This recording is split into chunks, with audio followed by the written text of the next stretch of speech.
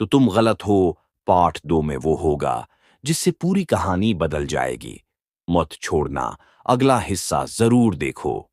आयान के घर में अब भी खामोशी बसी हुई थी, मगर इस खामोशी में एक नया खौफ शामिल हो गया था। हर्रा हर रात अपने भाई को खिड़की के पास देखती। वो बाहर घूर रहा होता, जैसे कोई उसका नाम लेकर बुला रहा हो। एक रात अयान ने आहिस्ता सा पूछा, क्या कोई और भी हमारे साथ रहता है? ये जुमला सुनकर हर्रा की रूह कांप गई। साया क्या वापस आ रहा था? आयान दिन भर चुप रहता। माँ उसके सिर पर हाथ रखती, मगर वो चौंक जाता, जैसे किसी अजनबी ने उसे छुआ हो। वो आईने में खुद को घूरता रहता और बार बार पूछता, ये मैं हूं या कोई और? हुर्रा अंदर से टूट रही थी, लेकिन वो भाई के सामने मजबूत बनने की कोशिश करती। मगर फिर हर रात उसके कमरे में वह सरसराहट आती, तुमने उसे वापस तो ले लिया, मगर जो लिया वो अभी तक पूरा नहीं हुआ। हर्रा डर कर उठ बैठती। साय की आवाज वहीं थी। एक रात अयान ने हर्रा को बुलाया। ये चादर तुमने मुझे क्यों दी थी?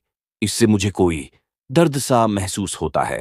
हिरा ने लरजती आवाज में कहा, ये तुम्हारी याद है भाई, शायद तुम्हें वापस ले आए। यान ने चादर चेहरे के पास की। अचानक हैरत से पीछे हटा। उसमें से किसी की आवाज आती है। हुर्रा की आंखें खौफ से फैल गईं। चादर जो कभी उसे महफूज रखती थी, अब साय की सरगोशियों से भर चुकी थी। एक रात अयान अचानक उठा और बाहर चल पड़ा। हुर्रा ने आवाज दी, मगर वो नहीं रका। वो आहिस्ता आहिस्ता जंगल की तरफ जा रहा था, बिल्कुल उसी रास्ते पर जिससे हुर्रा को लाया गया था। हिरा उसके पीछे भागी। जंगल पहले जैसा नहीं था, आज जैसे वो जिंदा था। दरख्त झुक रहे थे, जमीन सरसराती थी और दौर से किसी के कदमों की आवाज आ रही थी, मगर कोई नजर नहीं आ रहा था। यान ने मड़कर हरा को देखा। वो मुझे वापस बुला रहा है। हरा चीखी, भाई वो तुम्हें चाहता नहीं, वो तुम्हारा दर्द चाहता है।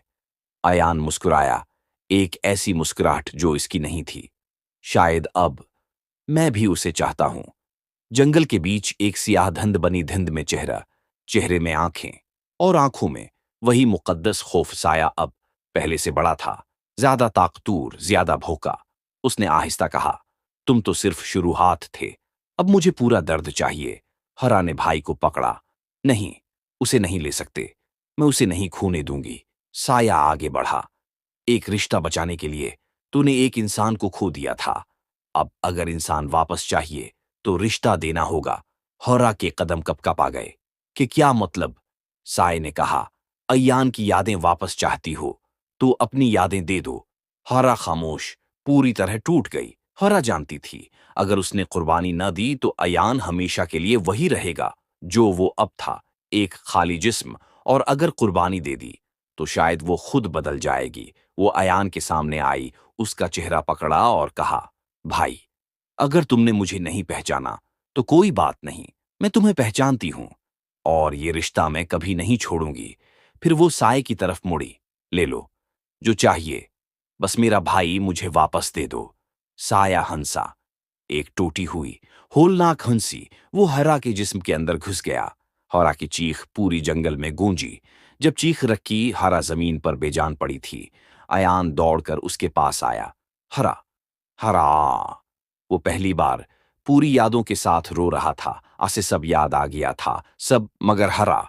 उसकी आंखें खुली थीं, मगर खाली। वो आहिस्ता से बोली, आप कौन हैं? अयान के अंदर सब कुछ टूट गया। साया गायब हो चुका था। अब कुर्बानी पूरी थी। अयान यादों के साथ जिंदा है, मगर हरा अब उसे नहीं पहचानती। वो सब कुछ लट चुका है। एक भाई मिला, एक बहन खो गई। खामोशी का घर एक नई रूह से भर चुका है। जो कुछ आज हुआ वो सिर्फ शुरुआत थी। अब वो साया जो छुपा था वापस आने वाला है। पार्ट 3 में तुम देखोगे असल खौफ।